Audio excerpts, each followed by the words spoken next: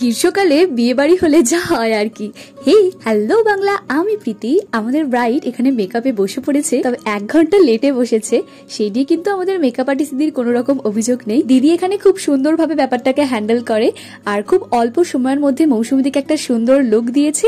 আমার তো বেশ ভালো লেগেছে। তোমাদের কেমন লাগলো কমেন্টে জানিও। আজকে আমি পরেছি একটা পেস্তা গ্রিন কালারের শাড়ি, আর আজকে এই বিভৎস গরমে আমার মেকআপ নিয়ে আমি আর কিছু বললাম না। তো চলো একটু স্টার্টার আইটেমের দিকে যাওয়া যাক। সবার প্রথমে খেলাম ফুচকা আর কফি আর পকোড়াটাকে সাইডে করে চলে এলাম লস্যির কাউন্টারের দিকে। লস্যিটা এত সুন্দর খেতে হয়েছে যেটা সুপ্রিয়াদির এক্সপ্রেশন দেখে তোমরা আশা করছি বুঝতে পারছো। এরই মাঝে আবার হঠাৎ করে কে বলে বসে এই বর এসেছে বর এসেছে। তো সেই সব শুনে আমরা তড়িঘড়ি করে ছুটতে ছুটতে চলে গেলাম বর দেখতে। বর কে মানে আমাদের জামাইবাবুকে আমরা আগে থেকেই চিনি। বর বেশে দেখবো বলে সবাই মিলে একবারে দৌড়াতে দৌড়াতে ছুটলাম। সবকিছুর মাঝখানে তো আমাদের গ্রুপ সেলফিটাই বাদ চলে যাচ্ছিল। আজকের মতো পার্ট 2টা এখানেই শেষ করলাম। আর লাস্ট মুহূর্তের কিছু মজা নিয়ে তোমাদের সাথে পার্ট 3 তে দেখা হচ্ছে। আজকে চলি, টাটা।